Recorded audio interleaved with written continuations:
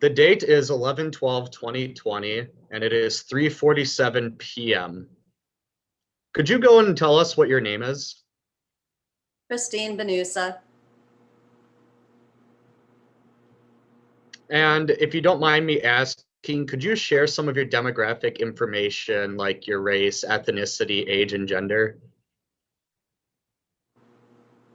Yes. So I just did ancestry.com and I found out I'm 98% probably from the Poland area. So that would make me Polish. And I'm white. And let me see, I'm a female. What else did you need to know? My age, 52. All right. And could you give me some insights on what your daily routine consists of, like involving work and home life? Okay. Well, outside of this week, because I'm home on a COVID restriction, I typically work Monday through Friday.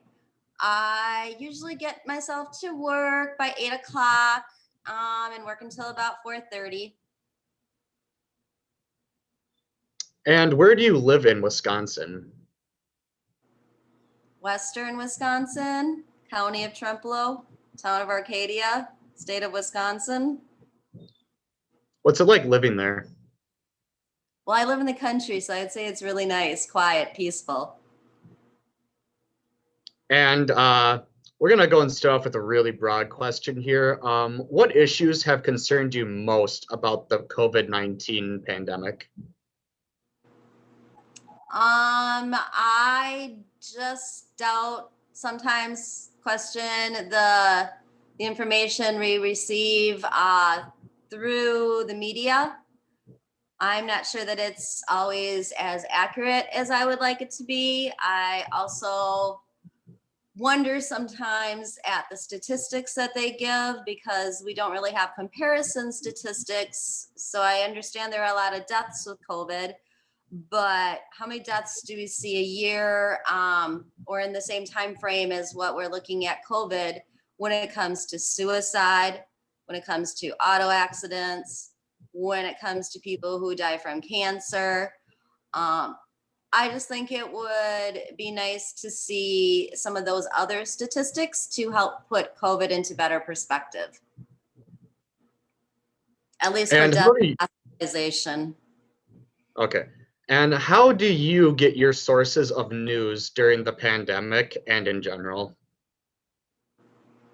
Um, Probably mostly from TV. So CBS, NBC, Fox. I watch the news in the morning and in the evening. And you sounded pretty opinionated on your input of the media. What do you think are the important issues that the media is not currently covering?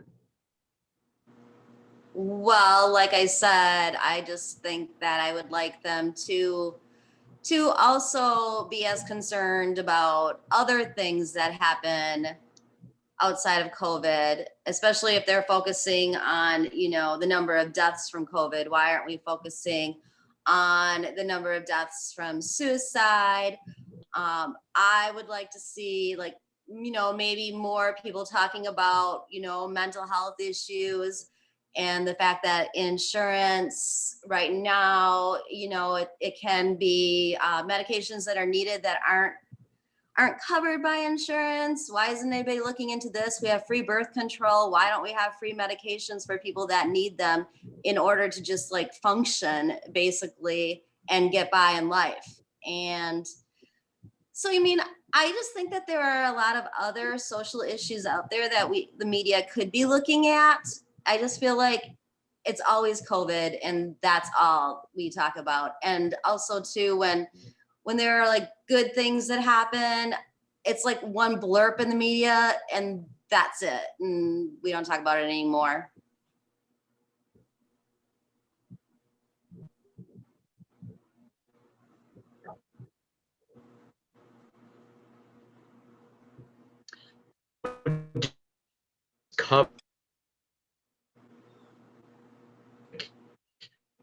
Is cutting out. leading towards there being, how do I put this, more fear being instilled in the people rather than more good? Well, I definitely think there is a lot of fear out there. People kind of tend to think that COVID is a death sentence, when in all reality, a lot of people get COVID and are just fine. Like myself, I had COVID. I hardly knew I had it.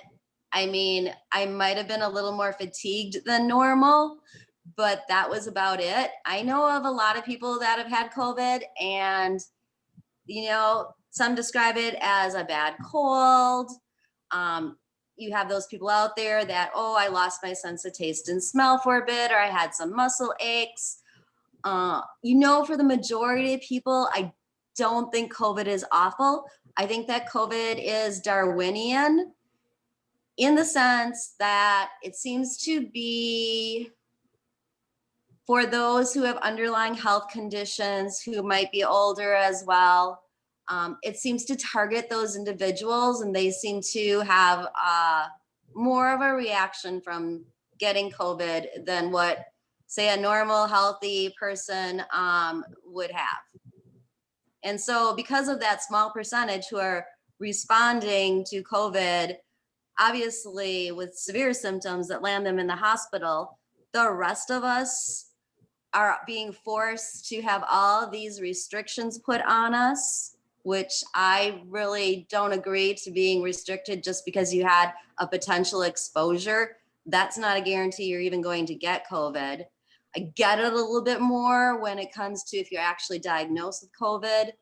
But again, there are so many unknowns with this. I feel like people are just taking stabs in the dark at what they should or should not do, and they really don't know. And so you mentioned that you saw that you noticed a lot of people that have had COVID. So how are they reacting to the COVID-19 pandemic? How are they responding to it? Well, a lot of the people that I know and work with who have had it are like, it's not a big deal. They just don't think it is. For people who are older, perhaps, I mean, I see a little bit more fear from them. They tend to worry and panic more, thinking that, oh my gosh, if they get it, it's going to be the end for them. But I've also seen elderly people in long-term care get this, and they've been asymptomatic and they have come through just fine. So, I don't know. COVID is different. Mm-hmm. And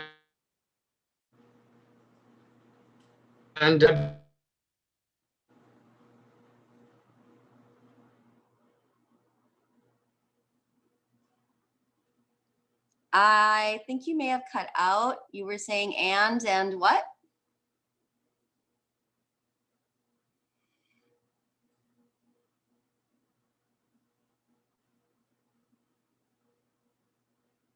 So I'm just going to keep talking because I'm not really sure what questions you had, but I'm just going to talk maybe a little bit about my experience in managing a department in a healthcare organization with COVID and the restrictions that are placed on people, especially when it comes to exposures. It really poses a challenge with, are you still there? yes. Okay, because like your picture disappeared. So it really poses a challenge when you're trying to staff a department with the potential for very minimal staff to be available. You can't just throw anybody, like bring them in off the street and say, hey, we'll coach you with what to do, because there are so many things you have to go through just to get somebody hired into the workplace. Pretty much, if I need to hire someone, it's going to take me, from the time I know I have a need, it's going to take about 6 weeks before I get that person in the door. And then we have to realize, a lot of people don't understand, but it's not like your home kitchen. I happen to oversee food service. And so a lot of training is involved with these individuals, and they need to know what they're doing. There's a lot of sanitation that's involved, so that, we're careful about the food that gets sent, that we don't transmit anything. It's not it's not your normal kitchen. Again, there's big equipment that needs to be used. You need training on how to use that equipment. So when you do run into having limited staffing, there's the potential that, it's really going to cause a hardship in how you feed people. And we do have, contingency plans, but even those best laid plans don't always happen the way you want them to. So you still got to have key people involved. You got to have people who know how to cook.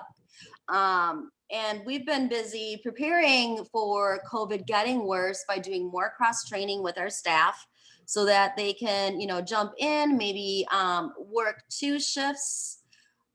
If they're cross trained to work a couple, we can, hopefully we've got at least half our crew so that we can depend upon those people to cover for their coworkers when they are not able to come to work. I basically had to tell staff that, yes, you may have asked for vacation, you may have asked for days off, it may be your weekend off, but if we have COVID staffing issues and we're in more of a crisis mode, then we're going to be calling able-bodied people in to work maybe 2 weeks in a row. They might have to work a 14-day stretch.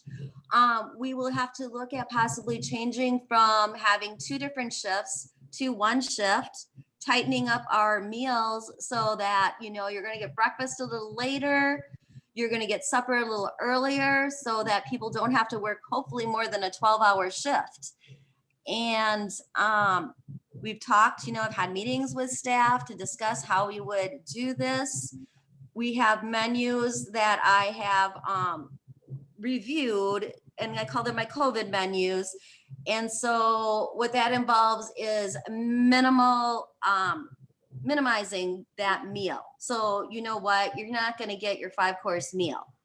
For a meal, you may just get potato, a meat, and a fruit or a vegetable. And then you're probably gonna just get like milk or juice for your beverage. Coffee would need to be served on the floor as people requested. Water is available, of course, in people's rooms. And right now, pretty much everybody is eating in their rooms because we have had to limit any social dining that can happen. So it would mean a lot of changes, and it would be very disruptive to a lot of people's lives, obviously, too. It's bad enough if you have to stay home because of actually having COVID, let alone not being able to come to work because you've had a potential exposure. Right now at work, we do test a staff that are considered direct care twice a week. And so that doesn't include the dietary staff. And, we kind of just go from test to test to see what's going to happen, who's going to test positive, how are we going to fill the schedule. And I give all the credit in the world to the staff that I work with, dedicated staff, working in an industry, the food service industry, definitely not the best paid industry in the world. And these people are really, really pitching in to help where and when needed. Okay, so since you work in the healthcare setting, that's what you said, COVID-19 has undoubtedly affected you in the workplace. Could you kind of tell me like how it was at the start of it and then kind of work your way up to how it is now? It's almost kind of interesting because at the start, I almost felt like there was more of a panic, perhaps than there is even now. Clinic services, we weren't seeing people for a while, very limited with who could be seen for an appointment or who couldn't. And, and then it sort of, things seemed to kind of subside. We also had stopped our surgical procedures and, those have resumed. Now, just this week, those are being put on hold. But initially, all of this stuff was on hold and COVID wasn't really in our community yet. But there was just like a huge, huge panic, I think, initially going in with this. And then I think as things progressed and we saw more and more COVID in the community, people saw that it wasn't necessarily a death sentence. we still continued to make changes. So for example, our cafeteria, we ended up going with only 50% capacity in the cafeteria. Now we're at about 25% capacity that we allow to dine at one time. We obviously allow no self-service. So we definitely have, seen changes with COVID as COVID has progressed. So we had a lull, I would say. And now again, I feel like we're seeing that the area we live in has become rather a hotbed for COVID, and we are seeing more admissions. So that too has resulted in us making some changes, overall in our facility with where patients are being housed. Since we aren't, seeing the clinic side as much again because of the surge in COVID, we've actually moved beds up there where we have and keep some patients in that area, and then keeping our COVID patients separate in a separate area. All right. So you mentioned that COVID was impacting the employment of some of the people that worked for you in your industry. How else has COVID-19 impacted the employment of those you know? So most people that I know, especially in the hospital setting, long-term care setting, obviously dietary staff have to report to work. And we need the staff we have. So we haven't eliminated staff or anything from that standpoint.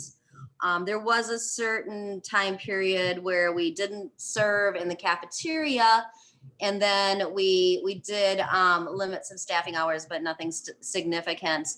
All staffing hours have, returned to normal. Let's see, but when I look at the whole facility, I would have to say that we have there are some staff who were determined, were able to do their work remotely. So those individuals, rather than being on site at work, were able to use technology and still continue to do the majority of their work from the home setting. So there's definitely been that change. Too, for patients that need to be seen, we've offered to be able to do provide services over video. So there's that option for people that never used to exist, that is definitely out there now. And a lot of people really like that they don't have to drive in for an appointment, especially if it's something that doesn't require a lot of hands-on. So I have to say that there've probably been some good things that have come from COVID and increased our technology and our ability to be seen by a provider remotely. So do you believe that COVID-19 has led towards your place of employment having more of a better grasp on technology, utilizing better technology procedures? I would definitely say that the technology has improved a lot. There's a lot more done than there ever used to be. Now instead of going to a meeting in a room, with a bunch of people sitting close together, we will usually have meetings from our office and everybody just dials in, and we talk and we meet virtually basically. So that's definitely helped. As far as quality of care goes, I do not think that this has in any way deterred from the quality of care. If you see a patient in person, or maybe on a over Zoom or Skype or something, you're still able to talk to that patient, see that patient. It all depends. Not every visit is suitable for that, but some are, and those are definitely not compromised. And I do think too, it actually is helpful to people because maybe they have difficulty driving in for an appointment. So it does, help provide them the ability to see a provider without having to go very far from their home. On the downside, there are people who don't have that kind of technology available to them in their homes. They don't have the connectivity, especially those living in the rural areas. It's still a struggle. And they just may not have the tech savvy to do it in any way without help from someone else. So, there's definitely drawbacks as well. So from your personal standpoint, how do you think COVID-19 is affecting those in situations of being economically disadvantaged? Well, definitely people who are disadvantaged economically might be those individuals don't have a computer in their home. Maybe not everybody even has a smartphone. Those people, it's definitely going to be hard for. I really feel for parents of young children who need to learn virtually, and then if they don't have the capacity to do that, they don't have the technology in their home, or let's just face it, not every parent is prepared to be at home with their child, supervising them, making sure they're getting online when they need to in order to complete virtual learning. It's definitely a challenge, and I think too the students are becoming socially isolated, and that's going to open up a whole new can of worms where people are going to lose some of their skill sets with how to socialize, how to be in a group setting when everything is being so done so remotely. All right, so I'm going to have you go and actually talk more about how you feel like COVID-19 is affecting people's mindsets, their mental and their physical health. Could you kind of give your input there for that? So I do believe that there is definitely a strong tie with emotional health and well-being when it comes to COVID, especially for people who now find themselves isolated, having to work remotely. Some of these people may live alone. I don't know. Sometimes too much time with your family too can be not good.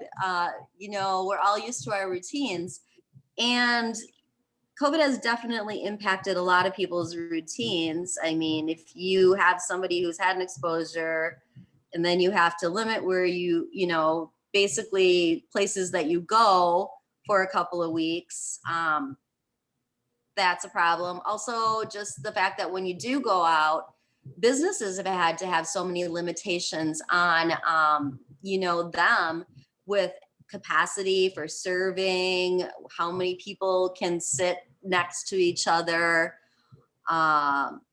You go to a place and it's like you have to remember, and of course we're all getting better at this, but to wear your face mask when you walk in. Did you bring your face mask? I mean, it's like forgetting your phone. I mean, if you get too far without your phone, you're like, oh my God, I forgot my phone. Well, now you're like, oh my God, I forgot my face mask. And you're like, I can't go into this store or I can't go into this restaurant without my face mask. So I just, obviously we're all more aware, and it's not fun. There's been restrictions at certain other places. I know from the physical aspect, people that work out at gyms, that's been a hardship. I mean, for a while, the gyms were closed, and these people are, they've developed good routines. And it's like now, it's so difficult. They don't know, is your gym going to stay open? Is their gym going to close?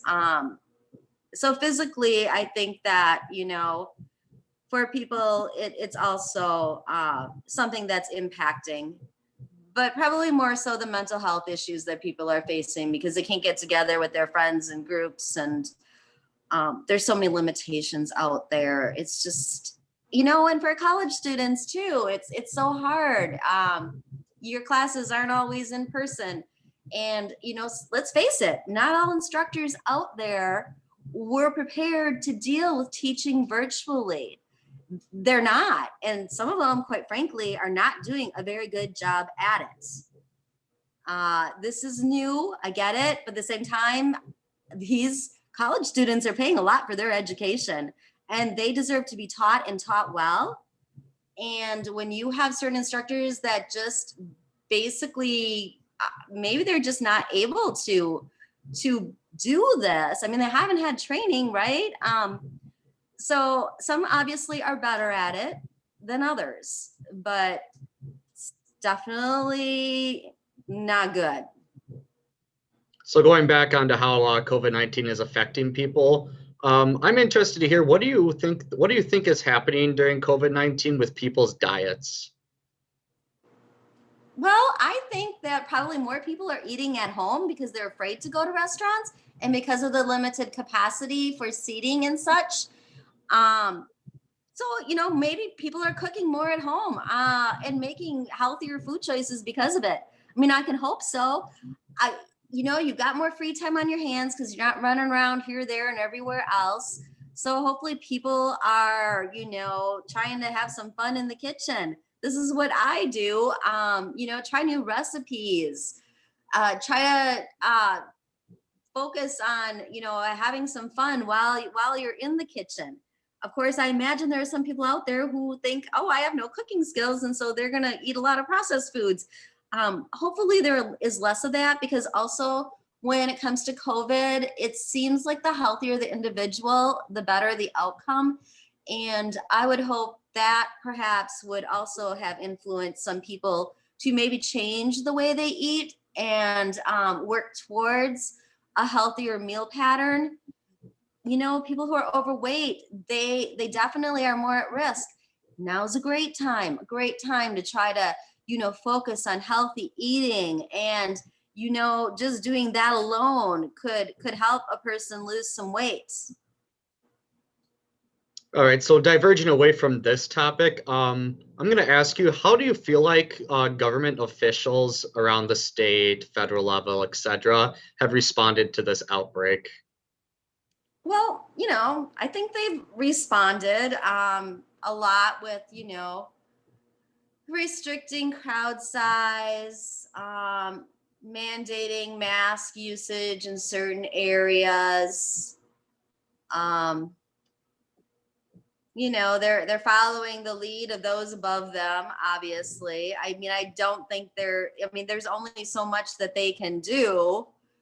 So other than, basically the restrictions, that's kind of the main focus, and asking people to, be careful in the group settings, even like for the upcoming holidays, for Thanksgiving, Christmas, limiting, your get-together size to immediate family. They're offering encouragement to people, but there's not a lot they can really do. Do you feel like there's an area of improvement that the government really should have taken towards COVID that wasn't taken? Not really. I mean, I think they did the best they could knowing what they knew. All Like I said, right, and building oh, on to that, do you feel like the outbreak could have been handled in any way, shape, or form differently? not really. Nope. I think COVID will run its course. The best thing we can probably do is hope for a vaccine. Other than that, I think even with wearing the face mask, avoiding the large get-togethers, you're still seeing what's happening with the spread of COVID. Honestly, I don't think it's making a big difference. So until we get that vaccine out, I think this is our new norm. And going from that, why do you feel like personally that the COVID numbers, even though we're doing all of this, all these safety procedures and stuff, why do you feel like it's not making that much of an impact? Because I don't really think that anything we do is going to stop the spread. I think it's going to have to run its course. People are going to have to get it. They're going to have to deal with it. For most people, we'll be fine. Yes, there's going to be that percentage out there who won't be. There's going to be the outliers who should be and won't be.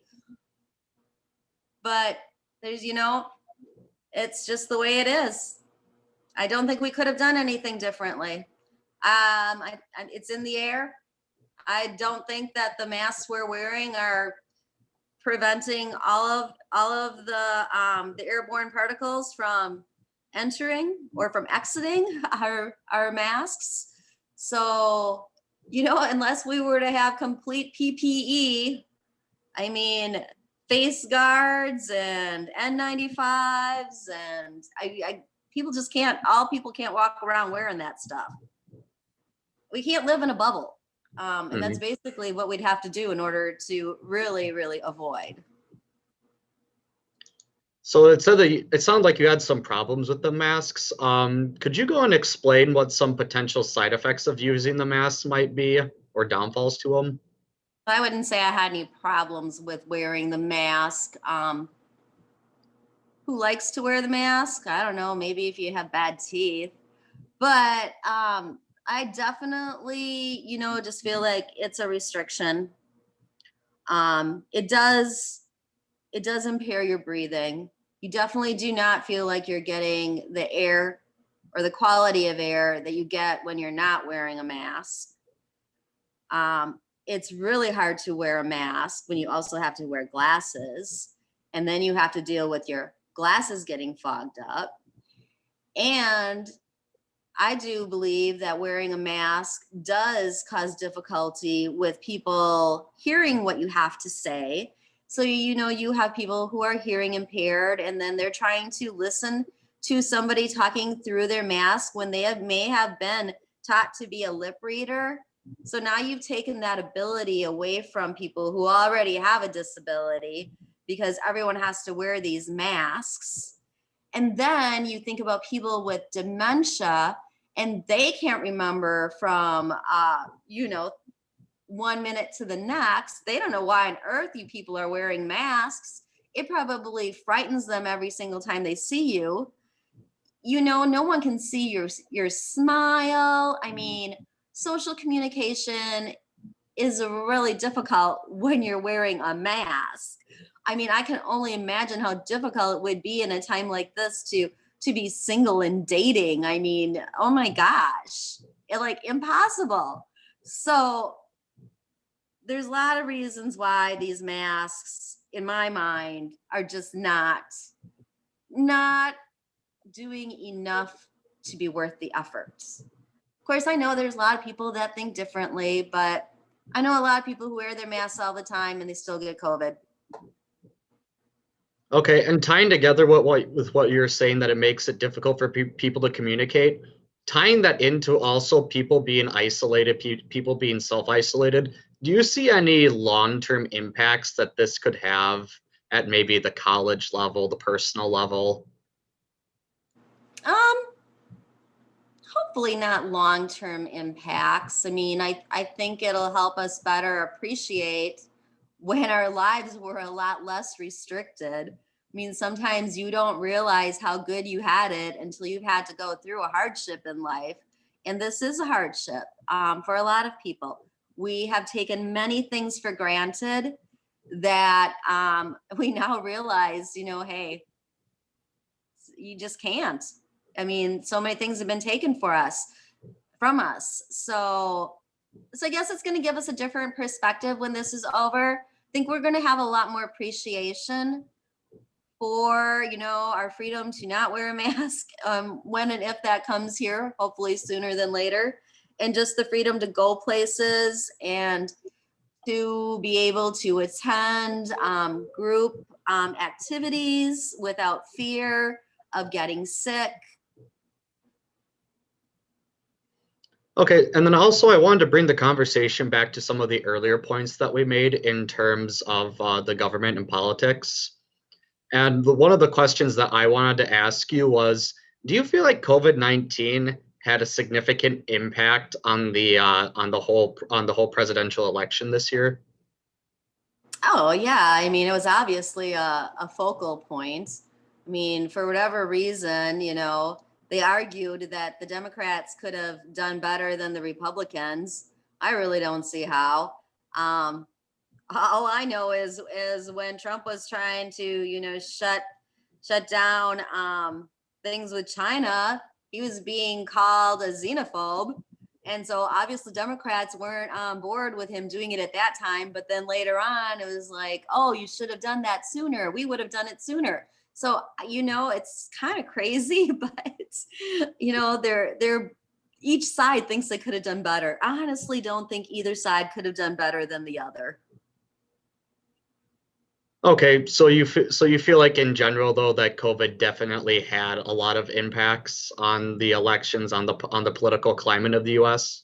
Yes, it did. Although I believe it was unfounded, even though they tried to use it to their advantage.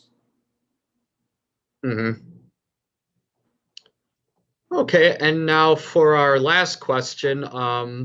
So you said that COVID has affected people that you know. Could you give an example of how it's affected the family life for you? How it's maybe changed some of your family members' routines, what they usually do, that sort of deal? Well, I guess I could look at my daughter who still lives with me, and she had been, she also works in a healthcare facility, had been working, she's a CNA, but had been working in the activity department, regular hours, like 8 o'clock to 4 o'clock or something. Well, her hours got changed. She got pulled out of that to be a CNA again.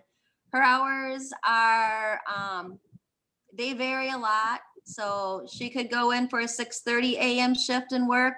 She could go in for a 2 p.m. shift and work. Sometimes she doesn't know when, it's not set in stone. Nothing is set in stone anymore. You kind of, you might have to work more than one weekend in a row. So pretty much don't have a very set schedule. So, and as a healthcare worker, I think that's kind of what a lot of healthcare workers are experiencing. As they have staff shortages, they need to pull more and more people in. She actually already had COVID once, and I understand you can perhaps get it a second time, but for that reason, she also was pulled to work into the unit with COVID people because they're like, she already had it.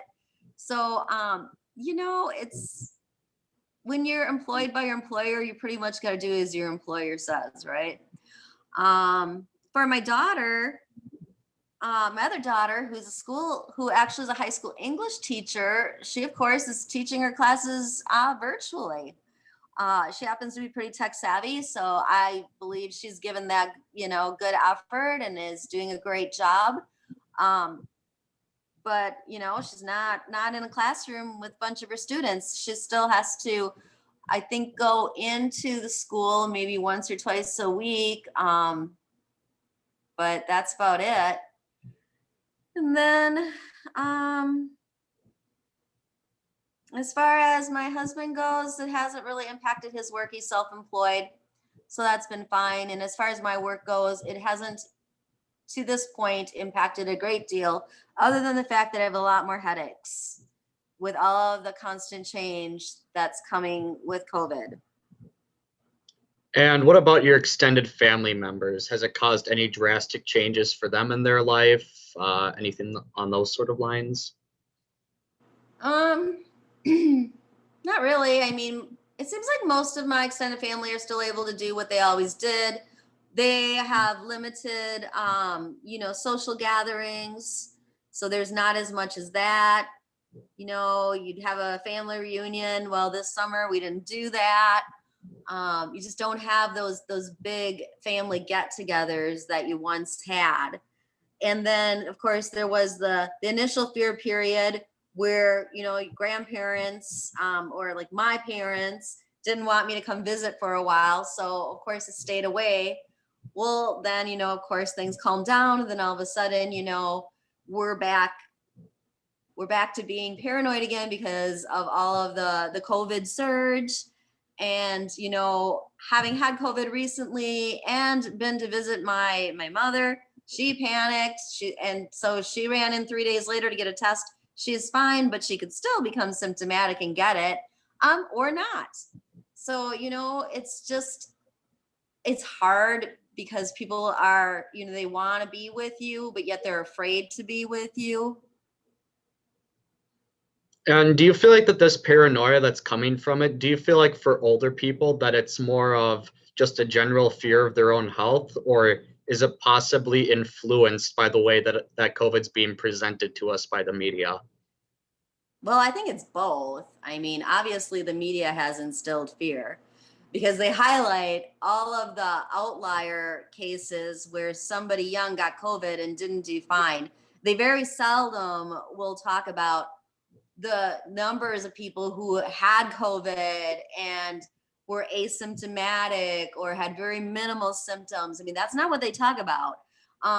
News, what makes the news is the stuff that is bad. So they tend to focus on the negative aspects. And of course, by doing that, that instills fear into people because instead of seeing it as 1% of the population, because that's all the media focuses on, is they see it as the majority of the population, that's the impact COVID is having on the majority, not the small 1 or 2% of individuals out there. And so there's definitely fear from the media that then feeds their own personal fear, maybe because they know they're older, they maybe have some underlying health issues. They know they're probably a few pounds overweight. All of those things, I'm sure, are scary to think that this, could possibly be the end for them. Okay, and then we're going to be looking towards the future here, actually. I just wanted to go and extend this for a little bit longer. So for the future of how things will look, I'm just going to ask you, how do you think things will look a year from now, regardless of COVID stays or if it's gone? Well, I think everyone's going to probably have access to the vaccine. So I think people are going to get vaccinated, and whether they want to or not, for some. So I think a lot of people want that vaccine and will get vaccinated. I think it'll become one of those vaccines that, is sort of state required and everything, kind of like, a lot of the other vaccinations out there that your child has to have before entering school. I feel it's going to be one of those kind of vaccines. And so pretty much everyone's going to probably need to get vaccinated. And of course, you're going to have a few people out there who refuse to vaccinate. And I'm not sure how, that's going to go for them.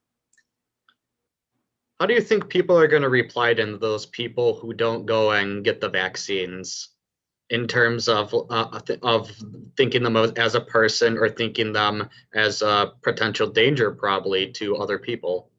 Well, I would think if you're vaccinated, you should be relatively safe. I would think that, from getting it, I would think though that those people who choose not to get it because they don't, vaccinate for anything, otherwise, they're going to be more at risk themselves. So the risk, I feel, will be more for them and the other people they come in contact with who are not vaccinated. And overall, what do you feel like the most positive effects of COVID on our day-to-day lives, the way our society works? What do you feel like it is? The positive aspects of it, Yes. uh, improved. Probably everyone's improved some of their technological skills sets. So I feel that's been a positive. I feel it's positive that, some organizations have discovered that they actually can have their employees work from home. And for some employees, this is really great. I mean, they maybe have an hour commute one way. They no longer have that. So now they have extra free time that they didn't have before because they don't have that commute. Some people may just find that they're more efficient working in that home setting because they can go into a room, shut the door, and not be bothered. They might be able to get their work done in 5 or 6 hours instead of 8 hours. And they'll have more time to work out and cook meals. And so I really think that the aspect of people being able to work from home, and it's not obviously everyone, it's not suitable for all to do this by any means, but for those who can, that's great. It's a great COVID advantage. All right.